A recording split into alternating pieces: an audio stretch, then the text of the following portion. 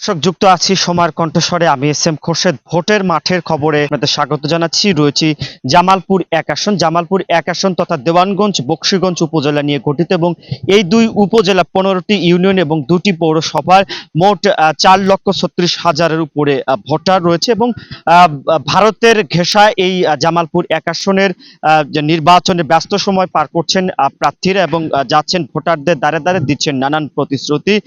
ব্যস্ত সময় পার করছেন প্রার্থীরা।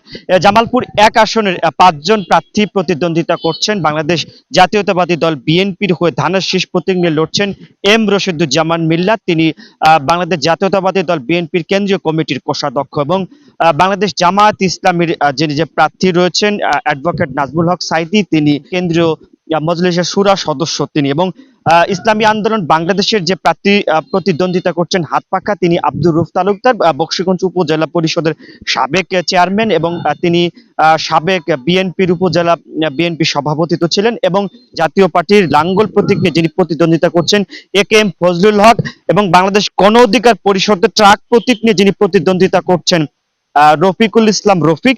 মোট 5 জন প্রার্থী কিন্তু প্রতিদ্বন্দ্বিতা করছেন এবং এই 5 জন প্রার্থী প্রত্যেকটা ভোটার এবং মোট 15টি ইউনিয়ন, 2টি পৌরসভার এই মুহূর্তে তারা মাঠ চষে বেড়াচ্ছেন এবং যাচ্ছেন প্রত্যেকটা ভোটারের দুয়ারে দুয়ারে, গ্রামগঞ্জে পাড়া মহল্লায় তাদের কিন্তু আসলে এই মাঠ চষে বেড়াচ্ছেন।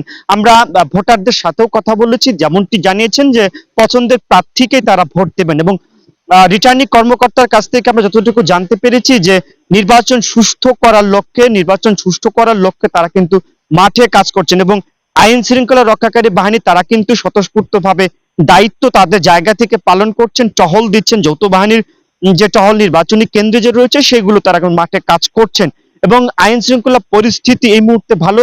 জামালপুর এক আসনের ভোটারদের যে চাওয়া পাওয়া এবং মনের প্রত্যাশার আশা, সেটি কিন্তু এখন চায়ের আড্ডা থেকে শুরু করে প্রত্যেকটা জায়গাতে কিন্তু এখন ভোটের আলোচনা। সুতরাং জামালপুর এক আসনের পরিস্থিতি এই মুহূর্তে ভালো। এখন পর্যন্ত কোনো জায়গায় কোনো ধরনের অপ্রীতিকর ঘটনা ঘটেনি। এই মুহূর্তে জামালপুর এক আসনের নির্বাচন পরিস্থিতি খুবই ভালো এবং আপনাদের সাথে যুক্ত ছিলাম সময়ের কণ্ঠস্বর থেকে আমি এস এম খোরশেদ।